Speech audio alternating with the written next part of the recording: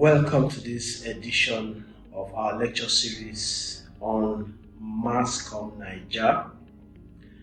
My name is Dr. Babatunde Adeyeye, and today we are going to be treating the topic called marketing mix. When we talk about marketing mix, we're talking about the key ingredients that actually affect the product from the manufacturing stage to the point that it gets to the audience. Now, when you talk about marketing mix, what do we mean?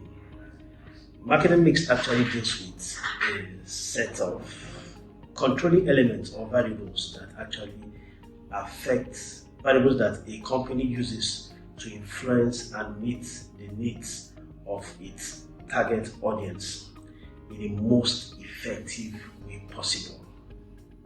Now, these things put together metamorphosis from the time the product is manufactured up until the time it gets to the manufacturer, and ensuring that this is actually done the right way. Now, some key elements called the marketing mix actually make this product, make these elements. And then what are they? The first one is what to call the product. The second one is what to call the price. The third one is what to call the place, and then finally the promotion. Now, over time, because of research, a lot of other indices have been added to this, and then we have additional things to the mix made up of people, packaging, and process. Now, all this make up the marketing elements or the marketing mix. So, without wasting more time at all, we'll go straight to the product. What is the product? The product is simple. In a simple and narrow definition, actually refers to what we call tangible attributes that identify a thing, and that is what is actually produced for the purpose of satisfying the needs and wants of the audience or the consumer. Now, a product is actually very, very important because there are different classifications of products. The first one is what we call consumer goods, and consumer goods are goods that are actually made for consumption. Household items like detergents, toiletries, and all whatnot. They actually form what we call consumer goods. And then secondly, we have what we call business goods. When we talk about business goods, we're actually talking about the fact that it deals with those products that we actually buy and are also used for the manufacturing of other products. Now, a product once it gets to the market has what we call a product life cycle, and this life cycle is dependent on some key ingredients. And then what are they? When the product is introduced to the market newly,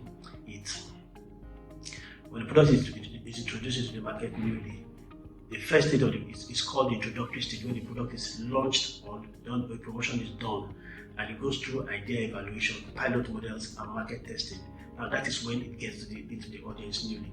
And then over time, the product also begins to grow, because when something new gets to the market, the audience may not be aware of it, but by the time it becomes like that, they tend to know about this product, and then it begins to grow.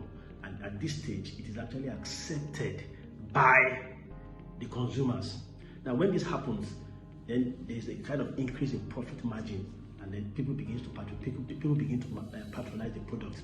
And then after that, there's something called maturity, and at this point, the product is also still popular, very popular, and ready in the market, and people are actually patronizing and then doing what they need to do, and the product becomes so popular. And at this particular point in time, too, there is an increase in profit margin because the people are now aware of it. The product has become so good in the market, and people are actually used to it. And then the last stage is what we call the decline stage. Now, we can see that the product has reached what we call menopause. It now begins to decline. There's a slide in it, and then it begins to go down. Other products have already come after that with new things, new ideas, and new things, and then the product begins to decline, and then it goes into what we call obsolescence. Now, these are the four ingredients that make up a product cycle. Now, remember that the product is actually manufactured by the organization for the purpose of consumption by the consumer. The next thing is what we call price. Price actually also determines the success of a product. The price is determined by several factors. that affect the pricing. Now, pricing deals with the amount of money charged for a product or service, and then depending on where you are, what you're doing, the price is actually determined by the kind of product you have. And there's some factors that affect the pricing of a product, and we have what we call the internal factors. Chief among the internal factors is what we call the marketing objectives. Next one is what we call the marketing mix strategy, and then the other one is what we call the cost. The cost. When we talk about the cost, we're talking about the cost of manufacturing the product, because against all other factors, we need to also consider the cost of manufacturing the product, because if we do not do that, we may now run into a loss. So it's important to actually ensure that this is done. And then when you look at the cost vis-a-vis what other people are, the price other people are selling it, it will affect what you decide to do. And I remember that if you look at using a real-time example, the price of a product is actually very, very important. And if you remember that some time ago, in the fast-moving consumer goods like Coca-Cola is the brand name, it's known across the globe. Pepsi is also a brand name known across the globe. And then those two products have been moving on the same pace. But over time, in Nigeria particularly, we discovered that after a while, we saw that Biggie Cola came to the market. And then when Biggie Cola came to the market, they came with several variables. Now for Coca-Cola, we know Coke, we know Fanta, we know Sprite. Well, even though for Fanta, we had different variables then. And then for Pepsi, we knew there was Pepsi, there was Mirinda, there was 7-Up, and then that was all. But for Biggie Cola, they came up with up to 11 variables. And these 11 variables were far, far cheaper than what was obtainable for Coca-Cola. So at that point, we now saw that there was a decline in the patronage of Pepsi and Coke, and then patronage now shifted to Biggie, and people patronized Biggie, and they made their money. That's the truth. So that price is actually a very, very, very, very, very important factor. And the other factor that determines price is the external factors, and this includes market forces of demand, supply, the economic conditions like recession, inflation, and so on and so forth. All these things actually come together to affect the price of a product. Now, how do we determine price? There are different ways of determining price. Number one is what we call cost plus pricing, and this means setting price of each unit, setting the price of each unit of a product at a level that is equal to the unit total cost. Now, these terms are a little bit technical because they are business terminologies. So I'll just mention them, and then if maybe we'll talk about them briefly. And then the price is also another thing that affects price is demand. The higher the demand, the higher the price. When a product is in demand and there is high demand for a product, you can be rest assured that the price is going to increase, or the price is going to be on the high side. Now, another factor that determines price is what we call competitors' price. And just as I mentioned earlier in the example I used the story of Biggie and all these other products, it is the same thing. It happens that way. The third marketing mix element is what we call place, and that's the third P. And when you talk about place, it talks about the ability to actually find the product within a close parameter, not too far for the consumer. Because for the consumer to actually enjoy and patronize your product, the product must really and readily be available within his vicinity.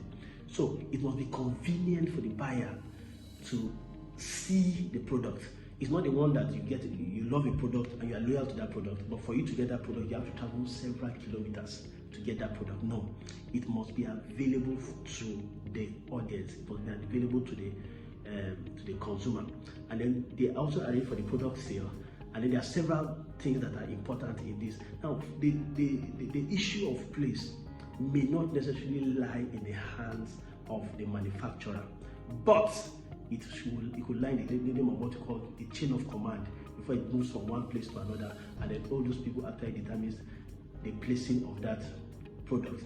And then we talk about handling. We also provide these middlemen also provide information about the product, and also do what we call pre and post advice and training on how to use the product to the audience. And then they also determine and estimate the level of demand for that particular product, which eventually is what the person, the consumer will finally buy. Now, finally, the final P is what we call promotion. Now, this is actually very, very important. It's an important aspect of the marketing mix. Why? Because when the product is made, the product is manufactured, this product must get to the audience. And how will it get to the audience? They have to know that this product is in existence. And if they are not aware that this product is in existence, it actually becomes a problem for them.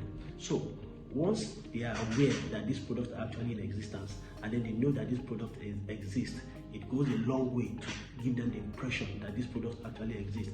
Now, there are several things involved when we talk about marketing. And what are the things involved? It is a way of informing, it's a way of persuading, and it's a way of reminding customers that these products are actually in existence. Now, what are the methods of marketing promotion? What are the methods of promotion? Number one is what we call personal selling. Number two is what we call advertising. Number three is what we call sales promotion. Number four is what we call publicity. Number five is public relations, and so on and so forth. Now, all these things put together actually make up promotion, and it's a process of trying to remind or tell the consumer that this particular product or service is actually in existence. Now, these are the 4 P's of advertising, and that is the end of our session today. Now, you can follow us, you can like, you can share Comm Naija on our social. You are free to like us, you are free to share, and you are free to make comments on our social media platforms as displayed on the screen. Thank you very much, and have a wonderful afternoon.